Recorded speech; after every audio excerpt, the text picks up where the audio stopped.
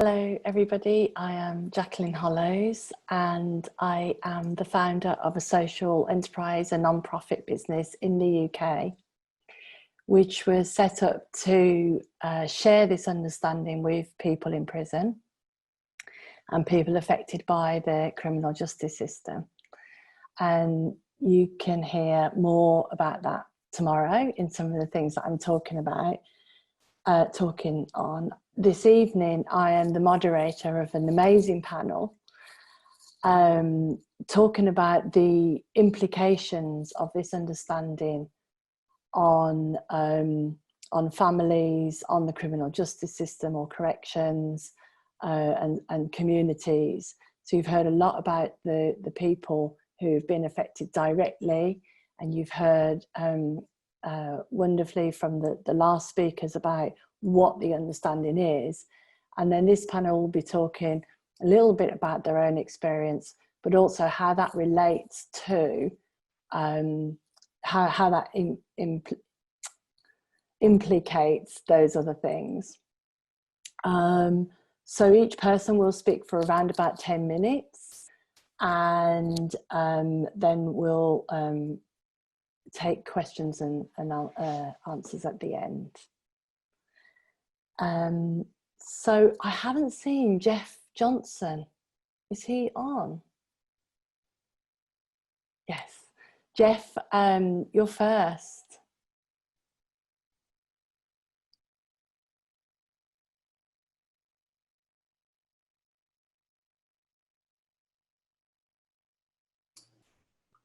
There we go. Okay, I just got unmuted. So maybe you can see me now, Jacqueline. I was waving before. All right. So, I'll start then. Okay. So my name is Jeff Johnson, and I live here in Minneapolis, Minnesota, in the States.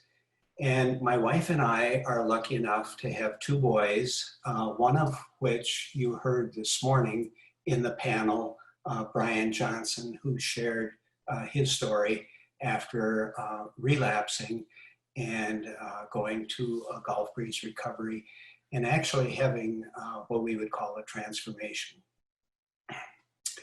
So my story starts back in 1983 when I met Joe Bailey in a professional sense. One of my colleagues that I worked with had gone to Joe's office and came back to work, and it was absolutely amazing. I just had never seen anything like that. And I was so fortunate because, I mean, I could have just passed that off as I could have had thoughts about it, that it wasn't real or maybe this would go away or something. Well, I actually waited for a couple of days to talk to him about it. But after a couple of days, I talked to this gentleman, his name was Dan. And I said, "What gives, Dan? You're a happy guy." He says, "I know." And I said, "Well, can you tell me about it a little bit?" He says, "Well, it really isn't something you can explain." And the guy had gone to Joe's office, his clinic, for a matter of not a long time. And all of a sudden, this person changed from using cocaine at his desk, from drinking frequently, to being a very productive employee and a delight to work with, and a happy guy to boot. So I called Joe's clinic and I said, "There's a guy that went there and he's happy now." I'd like that myself. And so I went to see Joe, and for that I'm ever thankful. It made a big change in my life, and how I got to see what I've been able to see, I don't know.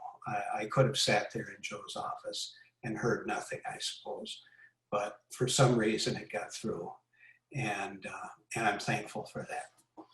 So what I'm going to talk about a little bit is family members, and I want to kind of talk about that because, again, our son Brian is the younger of our two boys, and he was on the panel this morning, and so maybe some of you heard him talk this morning and say his story.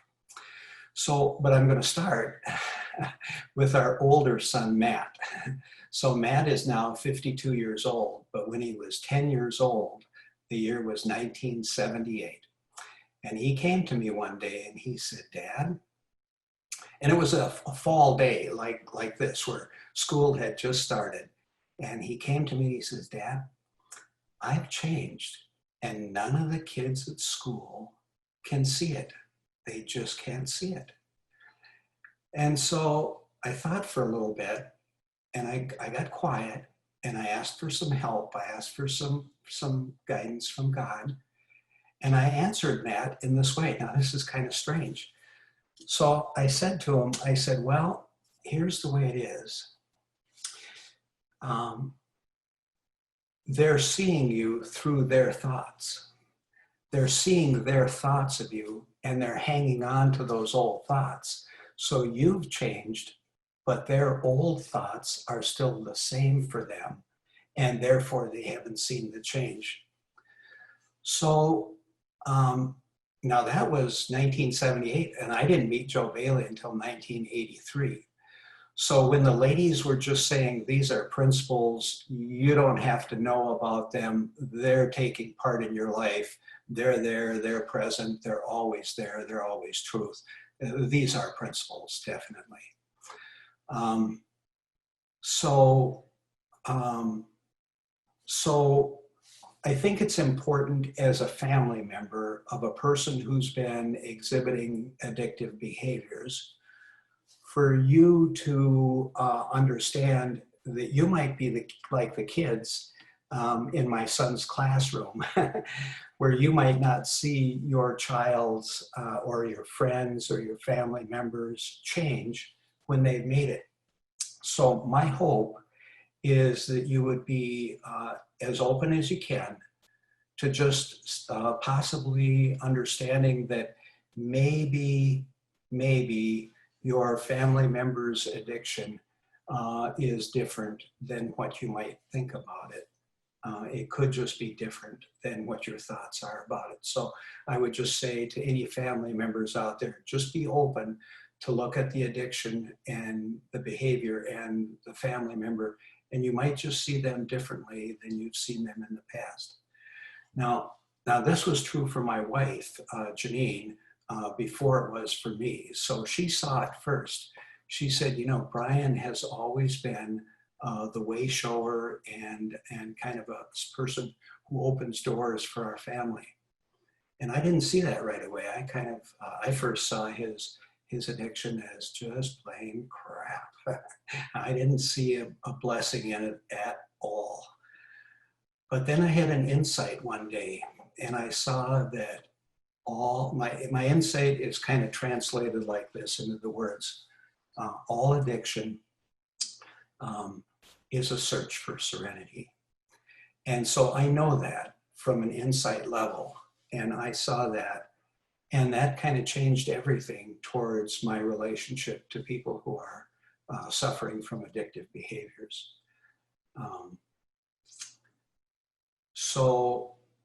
Now the ladies just before me that were speaking, and we had some questions on the break.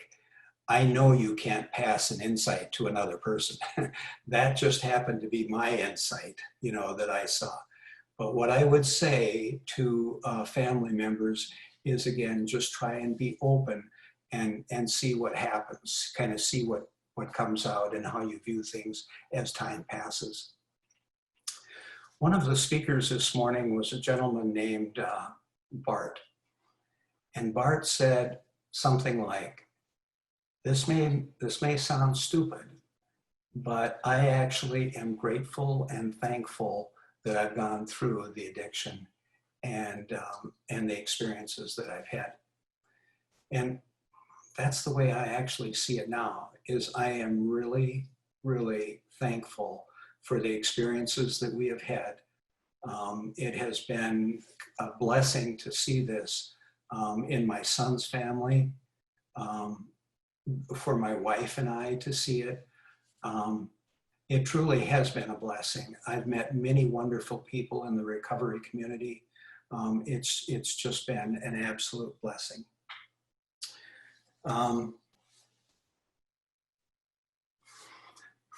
Jacqueline, I think that's about all I've got, and I'll save time for the other members here. That's Thanks perfect. for having me. That's perfect, Jeff. I love that. I love listening to you, and it's such a blessing to be able to listen to you, and I've heard your son earlier on as well. Very beautiful. And the pragmatic way that you talk about how that can impact your relationship with families. Thank you for that. Next we have Anna Debenham, who is of the Insight Alliance.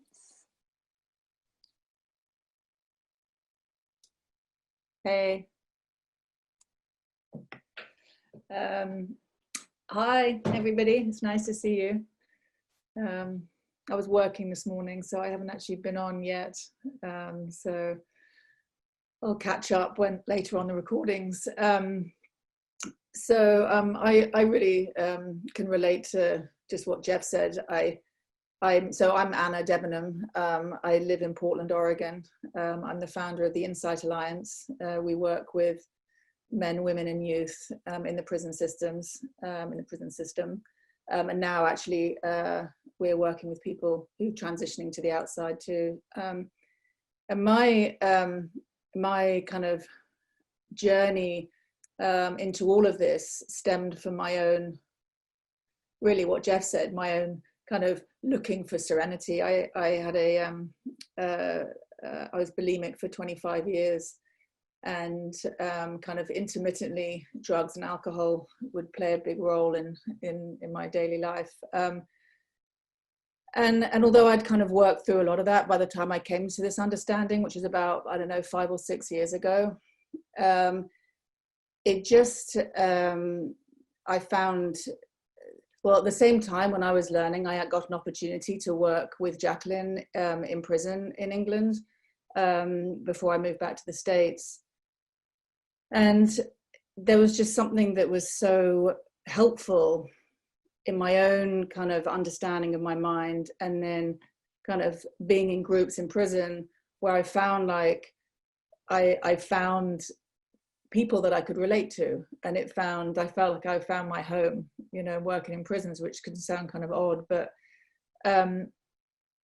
there was that constant desire for me to kind of look for something outside of myself to feel better, because I was always, you know, feeling unworthy or not feeling good enough or not feeling this enough, or, you know, growing up in a broken home, and it was my mum's fault, and it was this and that, and there was so many reasons outside of myself why it felt like a good idea to either drink or throw up, or, you know, for many years. And it's I think recently, it wasn't recently, it was about a year ago actually, I was in a really stressful situation that I haven't been in this kind of situation. It was awful, like, and I won't go into the details, otherwise it'd take up way too much time. But as I was trying to deal with it and I was really anxious and stressed about what was happening, there was a voice in my head that I heard that said, you know, you can throw up now. And it was so, you know, that voice, it was like I saw it in a completely different way. Like, it was like, oh my God, that is trying to help me out. Like, I'm really stressed and really anxious. And this voice that I heard as a like, you know, you can get out of this, you know, because that's where my mind goes, right? It just would go to, oh, I could throw up, I could do this, I could have a drink, and then it totally changes channels. So I'm no longer feeling what I'm feeling and feeling stressed and anxious. But in that moment, it was like a deeper insight into recognizing that thought was actually trying to help me out. And I had a lot of compassion, and I'm like, oh my God, that all the way through this, I'm trying to give myself some relief. I'm looking for serenity. And now I know, because now I understand how the mind works, that I can see that thought, and I didn't need to jump on it. Now, the only difference is before I believed everything I thought. And if I had that thought, you know, you could throw up now, it's like, that's what I'd do, because it just made sense. And I thought I'd follow my thinking. And so that was just really kind of helpful for me in a way, just to see that we're trying to help ourselves out because we want to feel better. and there's nothing wrong with it. It wasn't like a bad thing. It wasn't, there's no reason to feel guilty. It was just like, oh wow, it's helping me, you know. And I think, you know, working in prisons, you know, I think 80% of people who are in prison are there in well, related to addiction. But, you know, when I kind of had a thought that everybody who's in prison is there because they either reacted to a bad feeling, or they reacted to a feeling, or they were trying to escape uncomfortable feeling, you realize that by understanding your feelings, like so much of that, so much changes in our response to the outside world. And you see that on an ongoing basis. So I know this talk is about the implications for families. And, you know, you see the generational incarceration of people who grew up in addiction, you know, families of addiction, and that whole kind of cycle that kind of spirals people in and out of prison. And it's just constant, and they're institutionalized from a really young age. And there's so many stories of people, like the implications you just see all over the place, because, you know, there was a woman recently when we were allowed in prison, obviously we're not there because of COVID, who was so excited to tell me, like, I was handed heroin the other day and I've never not wanted to use it, and I gave it back. Like, that's unheard of. But it just didn't make sense for me to use anymore. Now, having come through a program of, you know, she could see that her feelings weren't anything to be afraid of, and she didn't need to kind of listen to the thinking that would then tell her this is going to be helpful. And now she's got out. And she has a daughter who she lost when the daughter was 5, and she's now 19.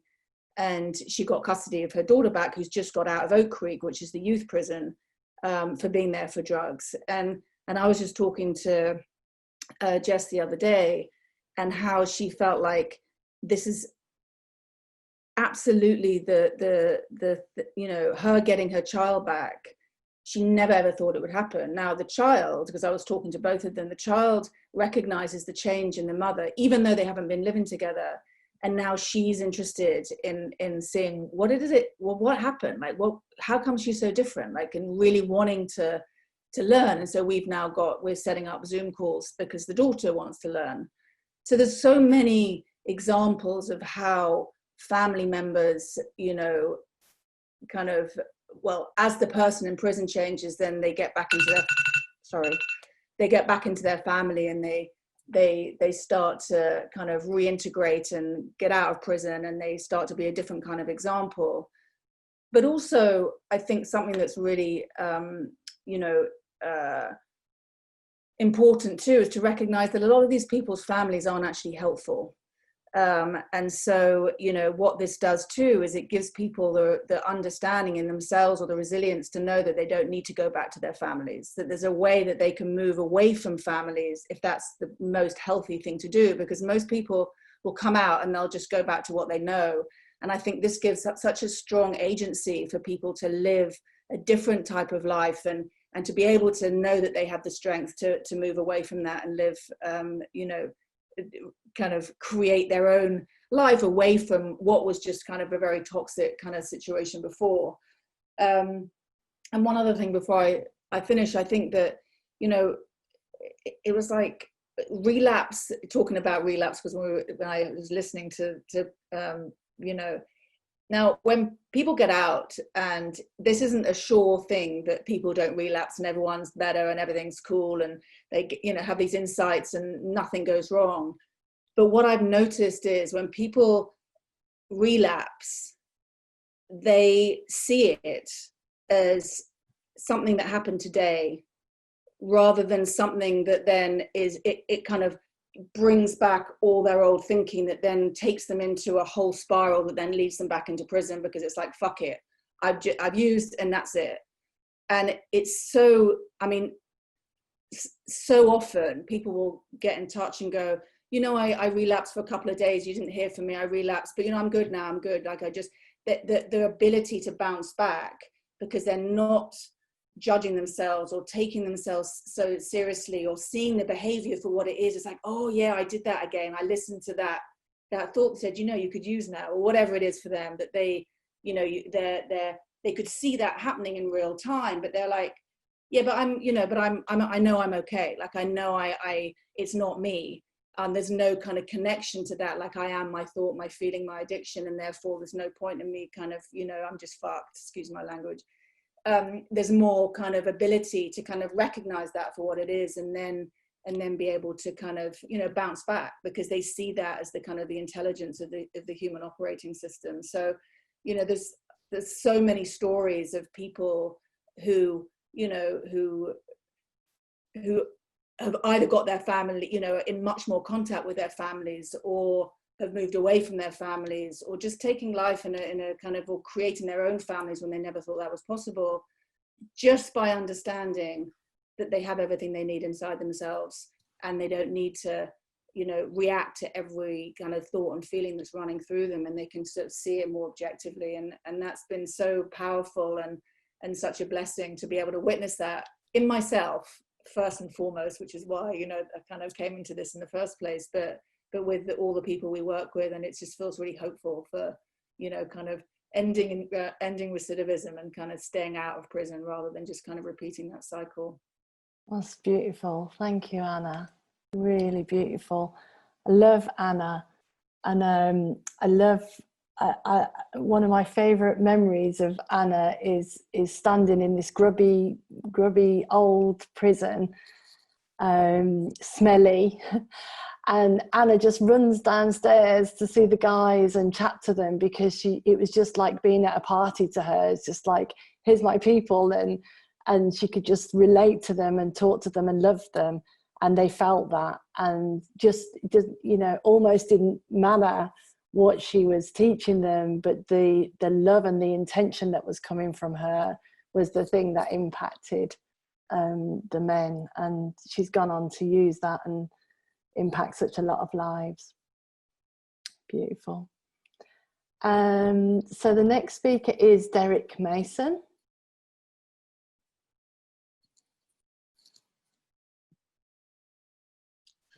Hello, everybody. Hello, Joe. Well, thank you for inviting me to share on this platform, this conference. Very excited and very nervous. But yeah, hello, everybody. I'm Derek Mason. I'm project coordinator and facilitator for Beyond Recovery, which basically changed my life when I came into contact with them. Yeah, my story begins in about 1971 when I was born, but it only came to life about 2 years ago when I came into contact with The Understanding. And yeah, it's just made me look at my life retrospectively and see things totally different. And all of the above, what we're talking about, addiction, I was what you would call an habitual cannabis smoker. And I only found that out when I was on probation once. And my solicitor told me, yeah, we're going to tell the judge that you're an habitual cannabis smoker. And I thought, okay, that's what I am. I'm an habitual cannabis smoker, so yeah, I'll accept that. Don't sound that bad, but yeah, so I've got my problems with addiction, but as it's to do with families, I'm going to share an addiction what I've just sort of realised I never have, with the sort of lifestyle that I used to live. Like I said, I came into this contact Beyond Recovery when I was in prison, and I was serving a 5-year sentence for selling drugs, and I was sort of addicted to that sort of lifestyle and the money. And the job I'm doing now, if you would have told me 3 years ago that's the money I'm earning, I would have said it was impossible to live on that. But that's just my thinking, because I'm living on it now and I'm happy. So that's just another thing that's just part of my thinking. But to share with families and going into prison, I've got 3 children. I've basically been to prison every single time my partner told me that she was pregnant. I went to prison. I was in prison for the birth of my first child. In prison for my second child was 3 months old, and my third child was 5 months old, and I went to prison. And that's when I came into contact with This Understanding. And yeah, a lot of my big addiction, again, me and my partner, we used to have a lot of confliction, me going to prison so many times, me doing what I'm doing. I'm 47 years old when I came into contact with The Understanding, and we used to argue a lot. I wasn't the best partner. We've been together like 19 years. Looking back now, I wasn't the best partner, but I thought I was doing the best thing, the right thing at the time in my thinking. So when I went away this time, me and I used to argue on the phone all the time, and I used to give it back as good as she would give it back as good as she got. And then I came into contact with The Understanding of Beyond Recovery, and they said there's always that space with whatever you're thinking, there's always that space. You can give yourself that space, and maybe a new thought will come, and it will be attached with a feeling, and then you don't have to run with the first thought that comes in your head. You do always have choices. And I'll share a story once when I was on the phone. The first time this happened, after like a little insight, I was speaking to her and we was having a little argument on the phone because she was telling me that our eldest daughter, she had just told her off and they were kicking off and going at it because she wouldn't do the washing up. And I just told her, it's simple, you need to I just simplified it. You need to go and talk to her, stand over her, tell her to do it. And she's saying it's not as simple as that. I'm saying it is. One thing led to another. I got heated, she got heated. And I remember I was just about to basically tell her that the reason why your daughter doesn't listen to you is because you're a bad mum, you're bad at this, you're bad at that, you're bad at that. And I realized I was in a heated state and I was just about to say it. And I remembered what we've been learning at Beyond Recovery. And I thought, you know what, just take a second and don't say it. Because once I said, that's a whole nother argument that the platform just changed now. So I just thought, you know what, don't say it. But I felt that was the right thing to say. That was the only thing to be said at that time to kind of, I see it now as trying to cut through all of the argument and say something to make her stop and listen to me, which obviously is not the right thing to be done. But at that time, I thought that was the only thing to be done. But I did manage to notice my thinking and notice I was in a lower mood or an agitated mood. So I didn't bother say it. So I just hung up the phone abruptly, walked back to my cell. When I was walking back to my cell, I was still telling myself, you're an idiot. You should have said it. You should have said it. Why didn't you say it? Went back to my cell, sat down. A couple hours later, I started to think back on the argument and I started to actually listen to her retrospectively, if that makes sense. I started, boy, my daughter is a bit stubborn. Yeah, she doesn't listen. She does do, and I started to agree with her, with what she was saying on the phone. And I said to myself, do you know what? It's a good thing that I never say what I said. And I thought, well, hold on. A couple hours ago, I would have sworn that that was the right thing to say. But now I can see that that wasn't the right thing to say. And I was starting to agree with what she was saying. So then I thought, wow, look at that. How can I be in one mind at 1 minute? And then 2 hours later, I'm in a total different space. But because I didn't say what I said, what I was thinking, it wasn't out there. So then she couldn't, it was just a thought. And I thought, wow, it is just a thought. Once I put form on it and bring it out there, then it becomes real. But it's okay to think basically anything, as long as you just leave that space and just know it's a thought, see it for what it is, and it just slides away, which is exactly what happened.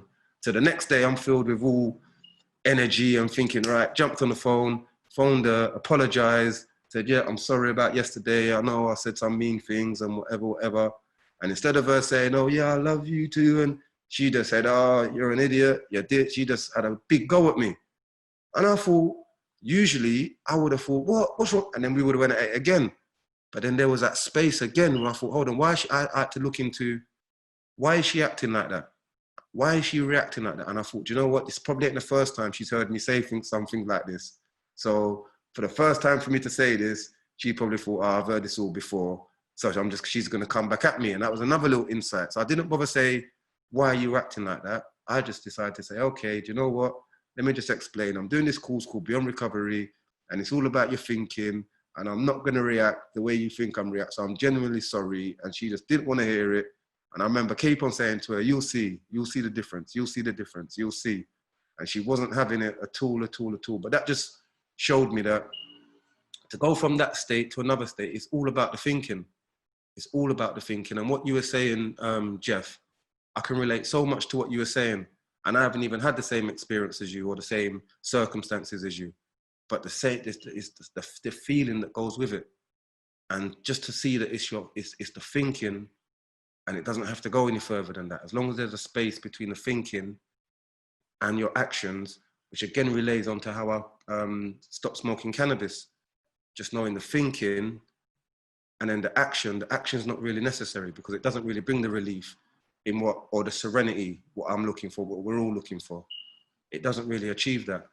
It's a thought that you've built up and you've built thoughts on top of it. And then once you burst the first thought, then all the other thoughts seem to burst away with it. Because something else I noticed about my thinking was when I had a visit from her and I was sitting on the visiting hall and she's been late a few times on the visits and I've got agitated. And when you're sitting on a visit, Imagine you've got all these families sitting around with their prison, with their inmate visitors, and they're all happy families, and I'm sitting at the table in the corner like an idiot, Billy no mates, start sweating, start thinking everyone's looking at me, start thinking everyone's talking about me, pointing at me. And I look and I felt anxious, sweating, and I thought, why am I feeling like this? I've been doing Beyond Recovery about 4 or 5 weeks now. And I thought, why am I feeling like this? All right, where's my mind at? Where's my thinking at? And I was thinking, yeah, exactly what I was just saying. They're all pointing at me, and they're not. And I said, come on. I looked around. I said, they're not really looking at me. They're not laughing at me. That's just my thinking. And anyway, where's this girl? She's always late. I'm upset with her. I got the officer, a kind officer, decided to phone her to find out where she was. She said she's 40 minutes up the road. She's going to be late. So I was going, oh, the idiot, what's wrong with her? But then again, I thought, no, yes, you're thinking. She's coming all the way. We was in a place like 60, 70 miles away from where we live. So she had to drive all the way up there with my 2-year-old son, get him ready. So I said, obviously she's driving far. She's making a commitment. She wants to come and see me, but she's just a bit late. So I've got to look past the fact that she's late and just know that to the feeling that she wants to come and see me. So then when she's come now, she's expecting me to be in a mood as she's probably seen me before when she's late. But when she turned up, I was all smiles and like, what's that? You all right? Give me my son. But when I'm being polite to her, she's being defensive back to me. And that was a little insight to me to show that no matter what I would have said or done on that visit, she still would have come with that attitude because she was in her thinking.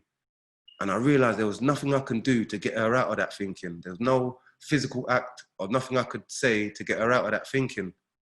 So that was another insight to say it takes two to tango in a way, because I wasn't playing that game that day. I wasn't playing. And that sort of showed me when I said something polite to her, she would look at me with a face scowled and give me a scowled answer. And I was thinking, why is she talking to me like that? But then having an insight into saying, oh, she thinks I'm setting a trap for her or she's not expecting this behavior from me. So I saw, do you know what, if I don't react and I can not control my thinking, but I can see where my thinking's going wrong and just notice that, then sometimes that's enough. Most of the time for me, that's enough. And then coming out, I've had a job just through my thinking, something I didn't think I could do, just through my thinking and knowing that, you know what, I wasn't going to do something. It wasn't an option. And I've been out 2 years now and my life's just been going in such a good direction. I've stopped smoking cannabis. Me and my partner's not together no more, but we've got the best relationship than we ever had over the whole 18 years.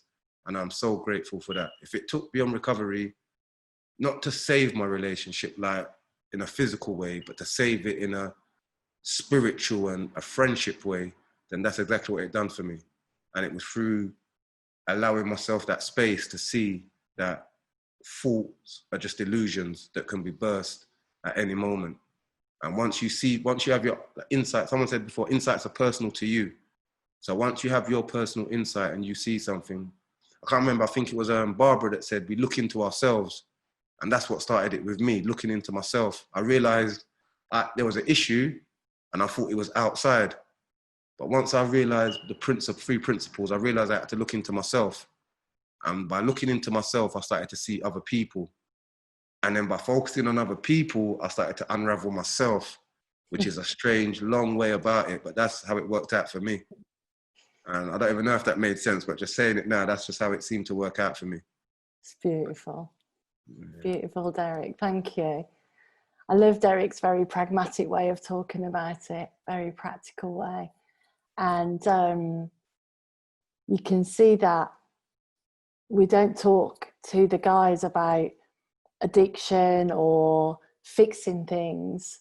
We share what we've been talking about on this call today, what everybody's been talking about, and their lives change in ways that they wouldn't have even thought that their lives wanted to change, and impacts on their family and impacts on their children and impacts on society. So impacts on the other people that they're in prison with as well. So it's really, really beautiful to hear you. Thank you. And our last panel member is Mavis Khan.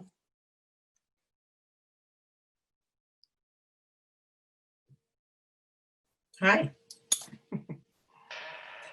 So I just loved listening to him. That was just awesome. I'm one of the old guys. I've been around for 40 some years with this understanding, and I've been passing it on as best I can to agencies and hospitals and prisons and reservations and athletes and kids and families. And I went to Africa a few times, and anywhere there was somebody with a head that wanted to listen. And I'm still at it. I'm 80 years old. And the pandemic has allowed me to sit here in my sweatpants and talk to people from all over the world. Isn't that a shame? It's just amazing. Until this minute, I didn't know what I was going to talk about, but I wanted to follow up with the previous speaker. About 7, 8 years ago, my oldest brother, who's been my best friend my whole life, he's just a great guy. He was a great athlete, and in the end, he was also a PhD psychotherapist. So we didn't talk about work too much. But we were just best buddies. He was just amazing. But he got something called Lewy body disease, which is a sort of, it attacks the muscles, and it's kind of like Parkinson's. And they gave him about 10 years to live. He got 4. And he lived in Seattle, and I live in Minnesota. So once he got that diagnosis, I decided I really wanted to spend as much time as I could. So I'd go out to Seattle, I think 3 or 4 times a year, so that I could be with him. And the last time I was out there, I didn't know it was the last time, but he was by then in hospice. And several times in his career, he had headed big clinics.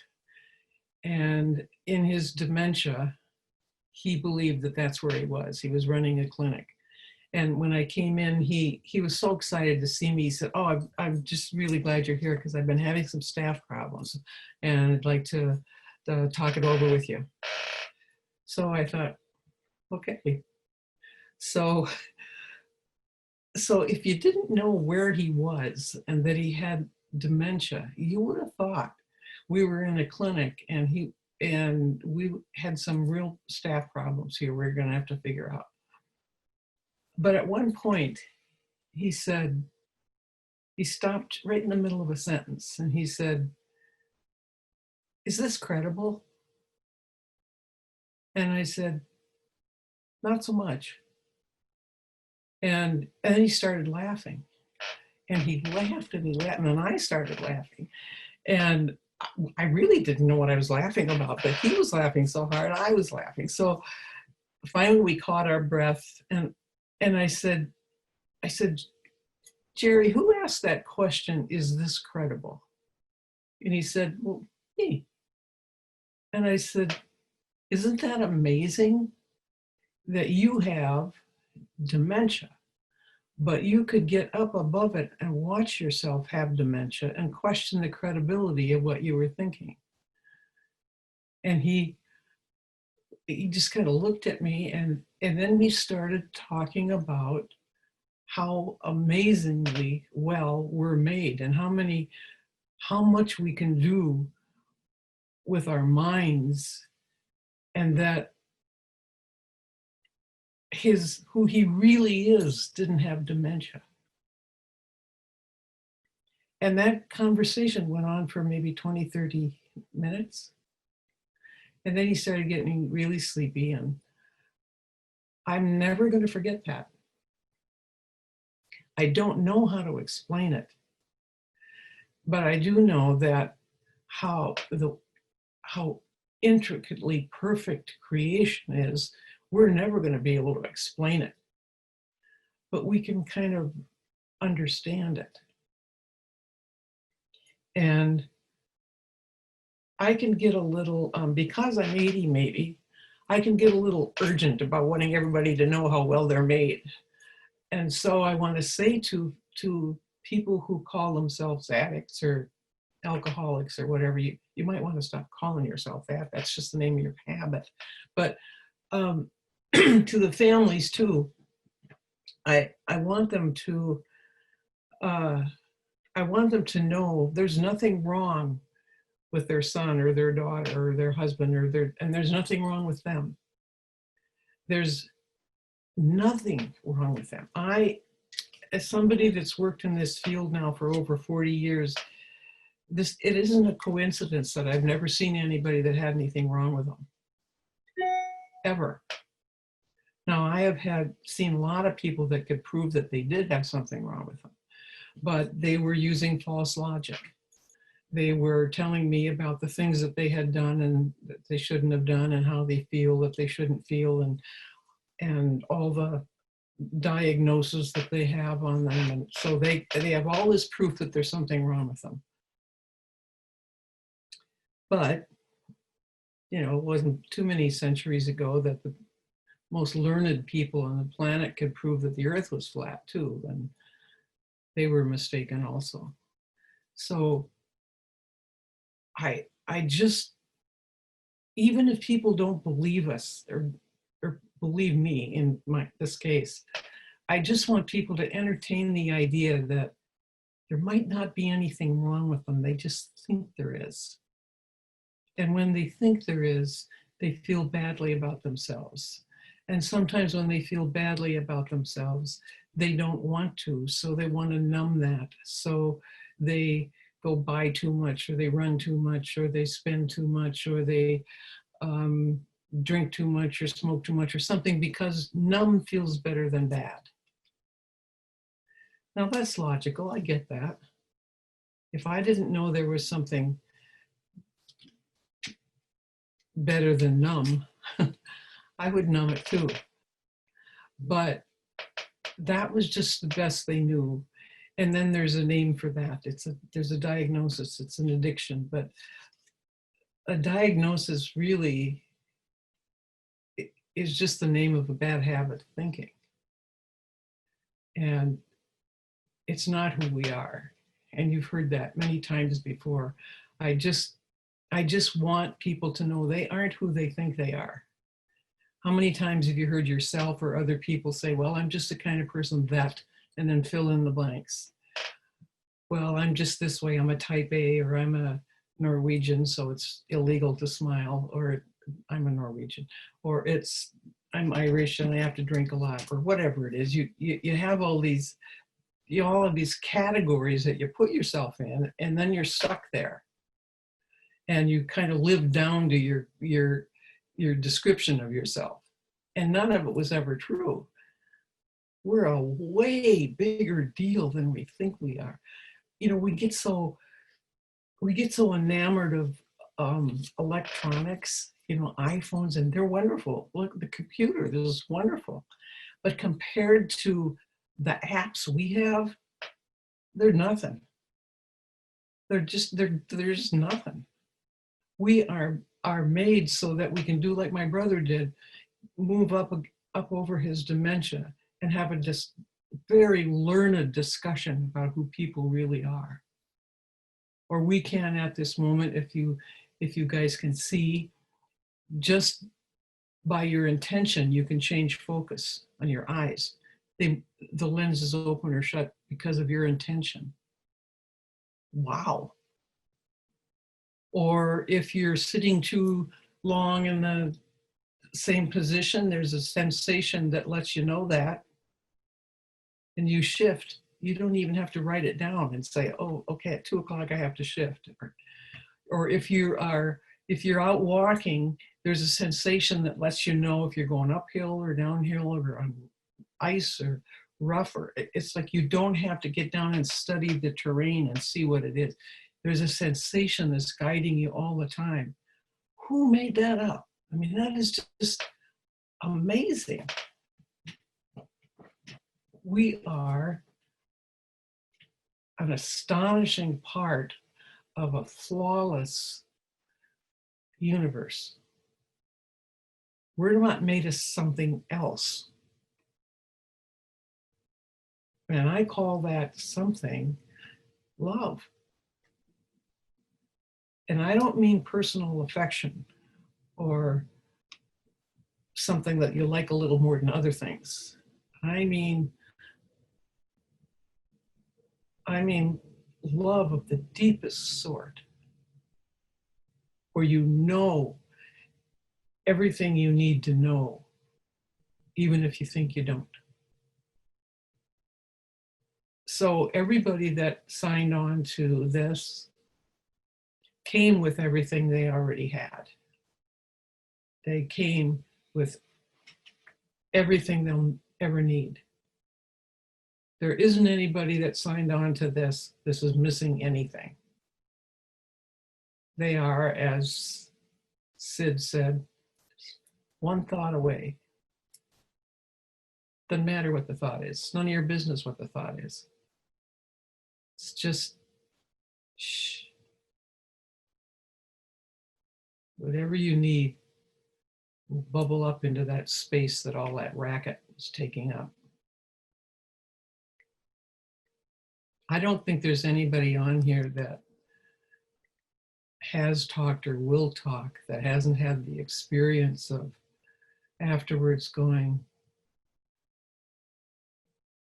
I didn't know I knew that.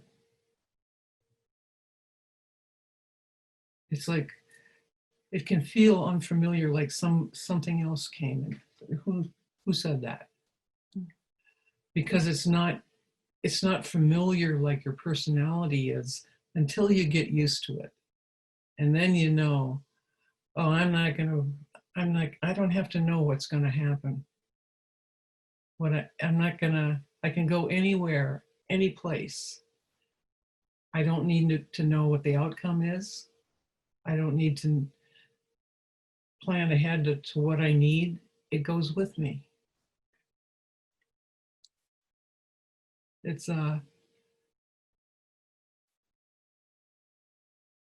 amazing. And I've heard a lot of words called magical, but really it's just divine science. Somebody's sometimes maybe able to explain the whole thing in scientific ways, but it's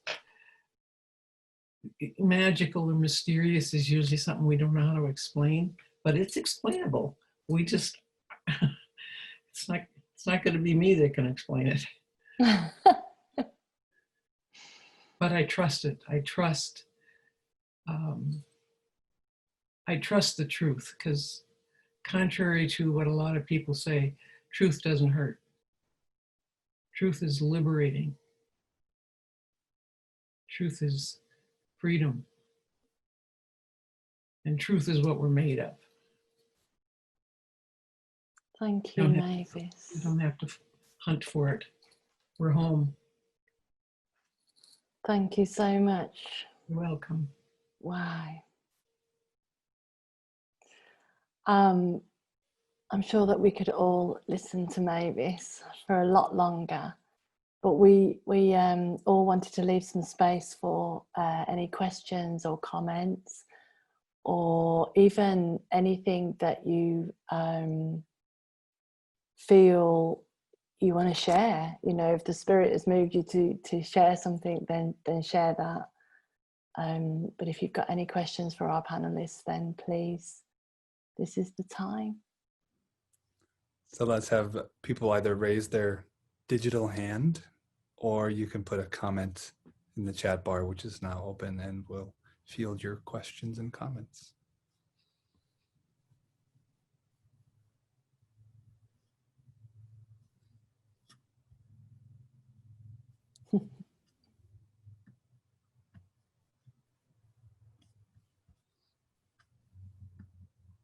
Kathy R raised her hand.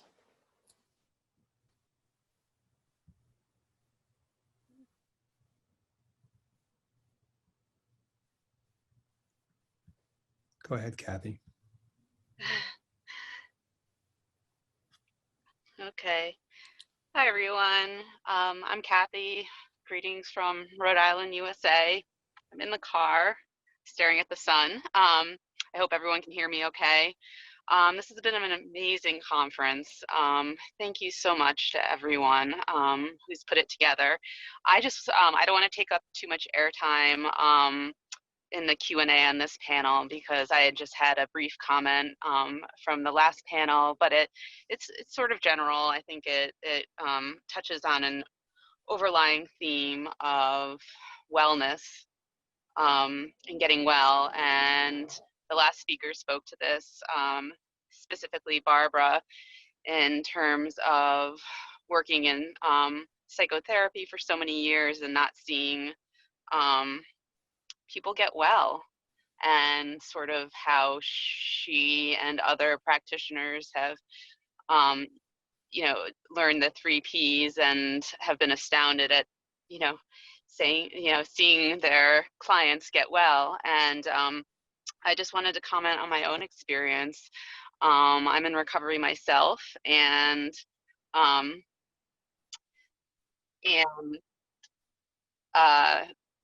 let's see, I went to Farnham in New Hampshire for inpatient, and that's where I was first introduced to the 3 principles. And then with much gratitude and a lot of luck, was connected with Barbara Smith, who lives not too far from my home, and was able to continue learning about the 3 principles with her. Concurrently, I started going to AA meetings, and just like I said, I don't want to speak too long, but this is about 2 years ago. I started with meeting with Barbara and also attending AA meetings, and I've also been managing a divorce during the time. There's just been a lot of stuff. And a couple of months ago, I was talking with Barbara virtually, and I kind of ran out of stuff to say. And she said something along the lines of, well, you don't have to feel like you need to fill the time. And I was like, I'm not sure. I think maybe I've evolved to another level of, a relationship with the 3 Ps.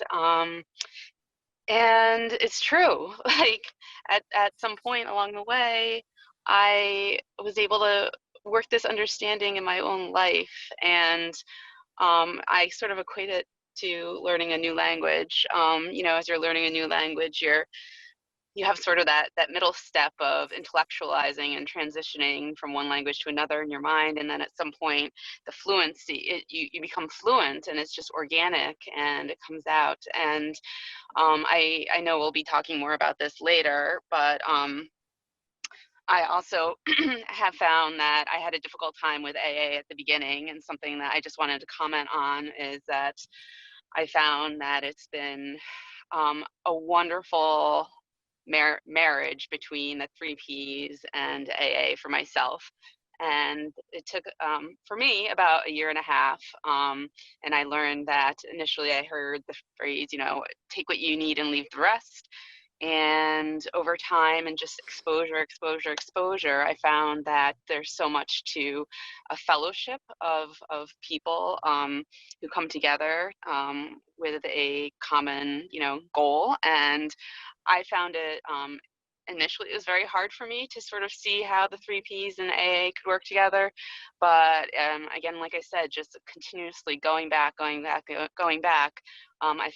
find now in my life, the 2 of them are just, it's transformed my life. It's been a really magical experience. So I just want to say thank you so much for everything. Sorry, my visual looks awful because I'm right in the sun, but I will go ahead and pass it along. Thank you.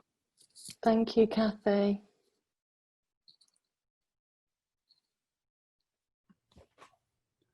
We have another question from Tamar. I hope I'm saying your name right. Okay, do you hear me? Yeah. Good, hi. I have a question and some thoughts related to relapse and AA. My history is that I was I was bulimic in the 1980s, and I'm 63 now, so it was a long, long time ago. I started when I was 15 before I even knew it had a name, and got through college and ended up in one of the first bulimia treatment centers in the University of Minnesota with Dick Pyle and Gretchen Goff, who are some of the pioneers in bulimia research right now. And was in and out for a while, but they used an AA model. And it absolutely positively did not work for me at all. And I really rebelled against it. And it wasn't the powerlessness that bothered me. It was the fear-based approach. And there was something in me that just made me allergic to it. Something in me that told me that the answer was not by being afraid of food and afraid of binging and afraid of vomiting. And I totally rebelled, and it was just Dick Pyle who was on my side. All the other therapists were like totally, you're in denial, and they used all the classic AA sort of guilt kind of stuff, you know, you're in denial, you're gonna relapse, just all the old jargon. And I just couldn't stand it. And I did get well, and I got well in my own way. And it was mostly through Dick Pyle's support. He was a Gestalt therapist. Well, now I've been in Amy's little School of Big Change for a couple years now. And so I've been introduced to the principles, and really it's like I've taken to it like a bird to water. It absolutely makes sense to me. And I have also, with me, alcohol is my go-to. And so I have made, what has really helped me in the three principles and with working with Amy is to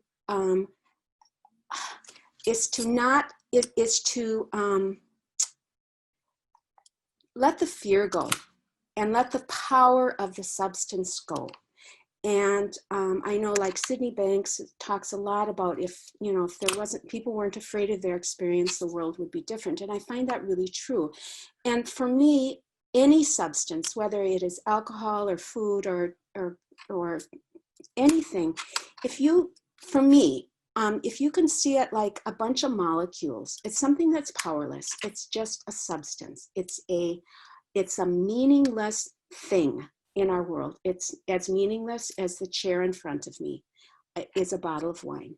And the only power that any of those substances has is the thoughts that you give it. It's the meaning that you give it yourself. And I'm just wondering if I don't know, if my experience is also, I don't know, used in the 3P alcohol dependency programs to kind of demystify the actual substance, and to and my question also is in moderation, because with like bulimia you have to eat, and eventually I had to learn how to eat without getting afraid of food. And I'm just wondering if they're finding, I know that in AA that the recidivism rate is huge, and and I'm just wondering in this model if the recidivism rate is lower, and if people can eventually just learn to drink a glass of wine like they do have a piece of chocolate birthday cake with their friend, with no meaning except that they're just enjoying a substance with a group of friends. Thank you, Tamar. That's a great question. Thank you. Would anyone like to take that from the panel?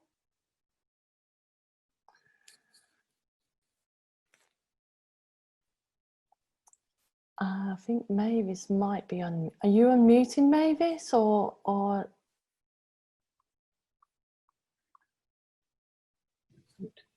There you go. I guess I have some thoughts about it. It's like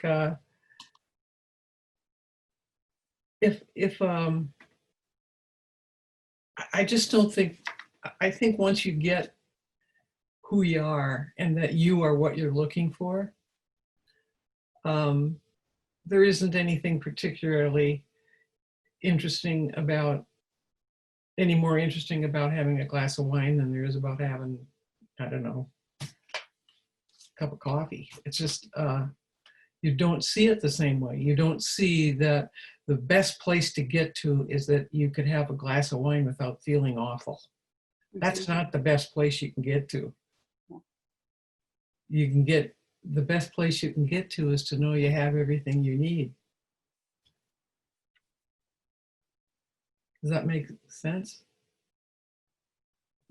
Am I still on mute? No. Okay. Hi. Hi.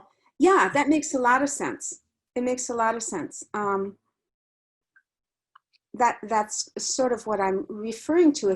If everything you have is in yourself, then it shouldn't frighten you, or it shouldn't have any great meaning for you to have a glass of wine or have a piece of chocolate cake. In my experience, that was a very scary experience, and it isn't anymore. Yeah. So not being afraid is a great place to be. Yeah. But it doesn't have anything to do with wine or cake. Right. Exactly. Exactly. Yeah. And how about other people's experiences, like with relapse? Is that the neurons or the pathways and something so deep inside your brain that it's just, once you have that little taste of wine, you're going to go off the deep end because our psychology is so strong in spite of our innate health? Is that what people are people finding that or not? Well, if I could answer that. Thank you. For me personally, like I said, my drug of choice was cannabis. And I've been smoking it since I was like 17, 18. And I've tried to give up many times before. And I found myself, when I was giving up before and then relapsed, I would beat myself up for relapsing and just tell myself, why did I even try to stop? This is just what I do. I'm a smoker. And I'll probably smoke even more, and I'll smoke more than when I did when I wasn't smoking. But what I realized with this understanding is that I tried to give up first, and I lasted about 2 weeks when I had this understanding, and then I lapsed. But I found myself not beating myself up and not labeling myself even harder as a weed smoker just because I'd had one joint. I looked to the 2 weeks that I'd given up and looked to that to say, I gave up for 2 weeks. Hey, maybe next time it'll be 2 weeks and 1 day. Maybe next time it might be 2 weeks and 3 days. It might even be 3 days I give up, but I would look to the positives and not put a deeper label on myself, because I found every time I lapsed before, I would find myself deeper in the addiction because I've just labeled myself and think, it's a cycle I can't get out of. And then I realized it's my thinking that put me in that cycle. Where if I said, I've just had a one joint, I'm not an addict, I'm not a junkie, I'm not whatever you want to label me as because I've had a joint, and tomorrow's a new day. Right. And tomorrow I can say, do you know what, I had one yesterday, but that doesn't mean I have to have one today. Right. That doesn't mean I am what I used to label myself as. Right. And that, for me, that helped me a lot. That did help me a lot. Thanks, Derek. I would just add that I've actually seen it as an insight that relapses happen for all the right reasons. So I would never say that you want to beat yourself up if you've relapsed, because something good just may come out of that. And we often see that. So this last Wednesday, just 2 days ago, a gentleman that's maybe 47 years old, that's in my Wednesday night group, that's now meeting online in a Zoom situation like this, had just lost a lifelong friend of his, a very dear friend, and he relapsed. And and he relapsed, and it was like 2 days, and it was with alcohol. And what he said is, I really learned from relapsing that wasn't what I needed at all. So he actually learned and grew from the relapse. And so it was a great experience to have him share about his relapse with everybody. And everybody in our group was absolutely supportive of him. There was nobody that cast any shame at that person. And the person themselves should never cast any shame on themselves, like Derek is just saying about his experience. So, so I'll just throw that in. That's brilliant.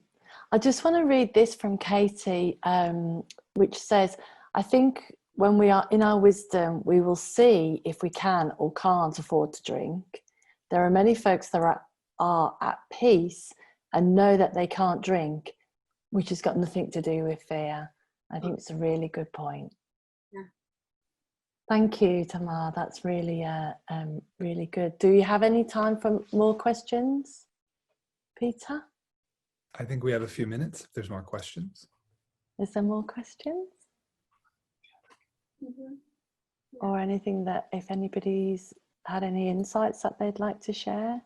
Omar had his hand up. He wanted to say something. Omar. Let me see if I can find him. Here we go. Go ahead, Omar. Hey, everybody. I just wanted to point to what Mavis was saying about just how amazing the human body is, because I've always noticed that, because I've used to struggle with the addiction cannabis, and I noticed that every time I used to go to cannabis, I created the perfect excuse for myself. It was so perfect, and I created that within my mind, and everything was justified, the reason why I should smoke. It was all justified to me. So I realized that the power of that justification was just created by thought. It wasn't real. I just gave it so much power that it was a real situation to me because I gave it so much thought. But I realized the resilience of us is just amazing. So as it just passes in your mind, it just passes, and it's like your wisdom knows that it's not good for you, so you don't necessarily draw for that. But I feel that once I realized that my excuses were created by my thoughts, and the thoughts that I would agree with because I want to do this, and I just realized once I created that, I didn't have to do that. I didn't have to go through that. I didn't have to buy into these reasons why I should smoke cannabis. And it all just kind of fell away from me, to be honest. It just fell away. And I feel like it's just wisdom just knows that we don't need that. We don't need to do that. It will pass, and it just passes. Perfect. Thank you, Omar. Any final comments or questions? I have something to say. I think it's just from going off what Omar said. You know, like I'm no longer bulimic and I no longer use drugs, but I still have thoughts run through my mind that's the same, like that the quality of my thinking has changed, but I'll still get those thoughts coming through my mind that will run through the whole scenario of me, kind of throwing up or using or whatever. And I can just, I feel like when Mavis said, we have this amazing kind of internal mechanism that can kind of watch ourselves and interrupt ourselves about to make a mess, and it's like, before I didn't know how to interrupt myself making a mess. It's like I'd just be the mess, and I just had no awareness or understanding that there was an observer that could actually kind of be apart from the when I got into my thinking, I was that was all there was to it. And when I got away from it, I could see, oh yeah, that's all that's going on. And I didn't, when I realized that was what was happening, I can see that going through my head, but now there's not that same urgency to respond to it or believe it, or and now I can have a drink or not have a drink. And sometimes it starts to bother me, and I go, should I be drinking or shouldn't I be having a drink? Or maybe I shouldn't have a drink tonight. Oh, it's Friday. Maybe, like, this whole thing, I'm going, oh my God, look at my head, like it's doing this thing again. But there's such a different kind of relationship with it that sometimes I can have a drink and wake up in the morning and go, fuck, why did I do that? And other times I don't. and it feels like this fluid thing that when I'm not so attached to everything that's moving through my mind, I see it with much more neutrality. And so it's not, you know, and then it doesn't occur to me. I mean, I'm sure, you know, I'm sure, Tamar, that you know, being bulimic, that you have to change your relationship to food, because you can't just give it up.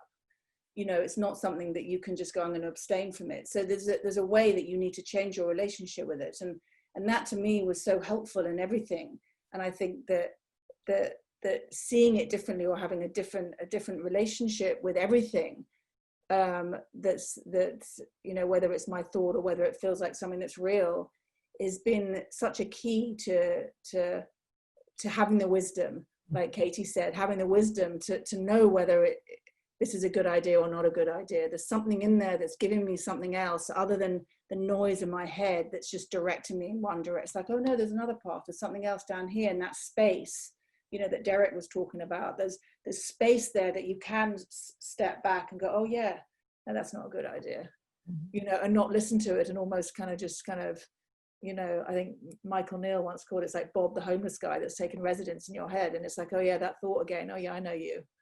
And just being able to see it and not actually kind of like entertain it, you know, like I used to do, because I didn't know any better, you know. So it feels like an ongoing thing, and I'd be lying if I said that those thoughts don't go through my head, and I can see them and not give them so much weight. So it's you know, it's definitely not like, oh yeah, done, you know, I'm good. It's like it's an ongoing, you know, an ongoing exploration, and I'm not always, you know, I'm not always at the top of my game. Brilliant, thank you. And there's a question from Linda. Linda, do you want to speak your question?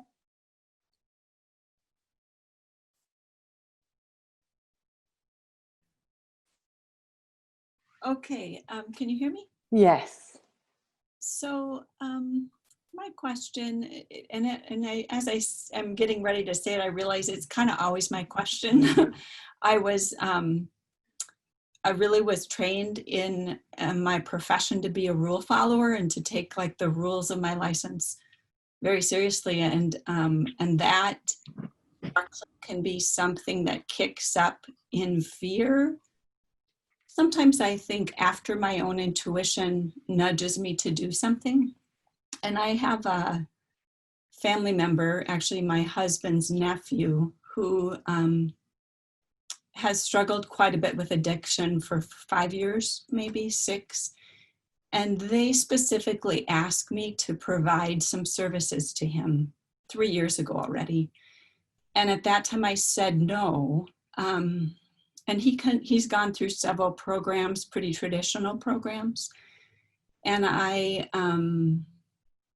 continue to feel this nudge to offer him the principles. And even I think part of why I registered for this today, very last minute, was knowing there would be something rich here that I could then have to offer him.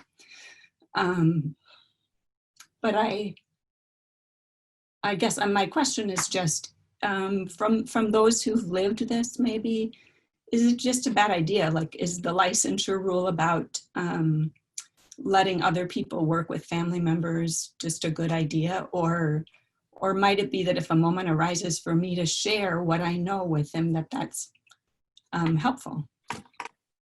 Such a great question. Sounds like you already know, but I'll let the panel answer if anybody wants to answer. I think Barb had her hand up. Barbara. Yeah, go on, Barbara.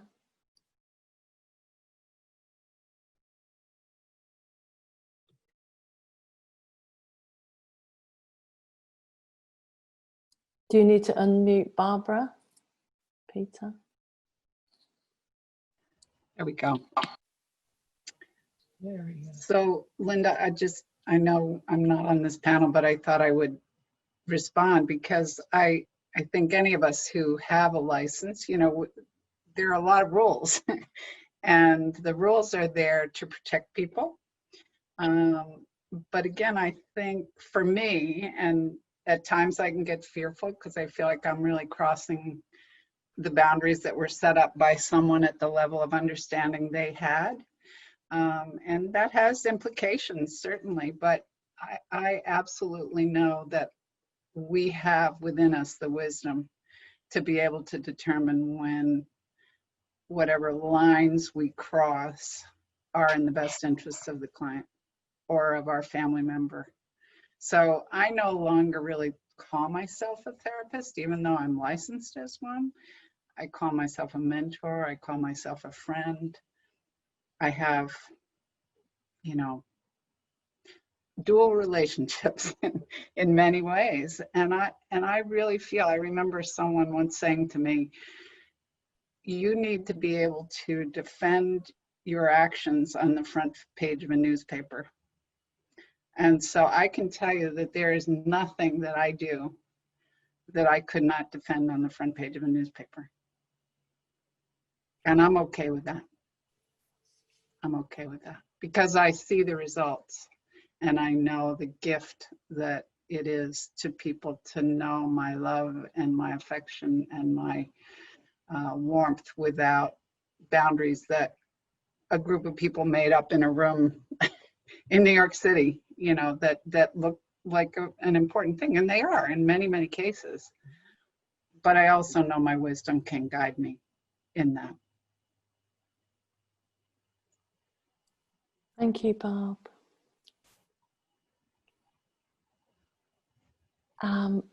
Are there any final questions? We're over time.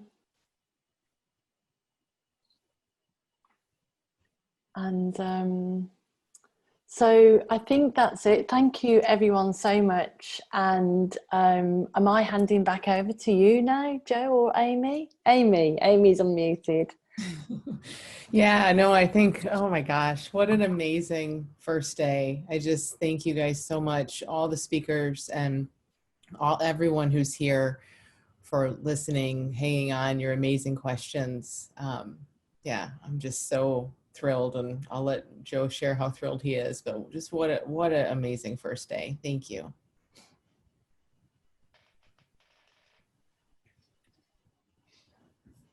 Got to unmute, Joe. You've got to unmute. There you go. I would just say I'm stunned by the amount of wisdom and common sense and understanding and love that people have expressed today. And we put a lot of planning into this, but we could never plan it to the degree that it showed up on its own. That there's an intelligence behind all of us that's operating. And when we plan for the future, we don't have the complete equation. We could never imagine this. So thank you all so much for listening, especially those who listened. Listening is a whole lot more important than speaking, by the way. And when we listen deeply, we hear ourselves, we hear our own wisdom, and we can really hear what other people say. So thank you all for listening. And those of you who spoke, thank you so much for the wisdom that flowed through you. And tomorrow morning, Beverly and Jacqueline and I are going to talk about the nature of transformation. I can't wait to talk with these two lovely ladies. We may have to hold the rocket ship on Earth for a while. This could be good. Looking forward to it. We had a great planning session. It was just, well, even if we never do the conference, this planning session was worth it. So see you all tomorrow. Have a great evening. Get a good night's sleep. Thank you. Thank you, everyone. Thank you. Good night.